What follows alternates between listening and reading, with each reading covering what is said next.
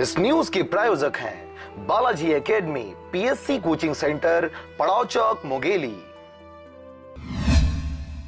छत्तीसगढ़ में विधानसभा चुनाव 2 चरणों में होने जा रहा है, जिसके दूसरे चरण के मतदान के लिए सभी बड़ी पार्टियों ने लगभग अपने विधानसभा प्रत्याशियों के नामों की घोषणा कर दिया है।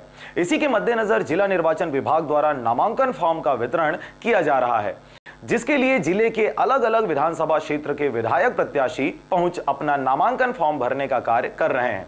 आपको बता दें कि नामांकन दाखिल करने की अंतिम तिथि 2 नवंबर है व नामांकन की स्क्रूटनी 3 नवंबर और नामांकन वापस लेने की अंतिम तारीख 5 नवंबर तक की है। इसके बाद 20 नवंबर को दूसरे चरण की मतदान होगी। इसी कड़ी में बड़ी राजनीतिक पार्टी भाजपा, कांग्रेस व आप पार्टी के मुंगेली विधानसभा प्रत्याशी नामांकन फॉर्म खरीदने पार्टी कार्यकर्ताओं के साथ जिला निर्वाचन कार्यालय पहुंचे हुए थे।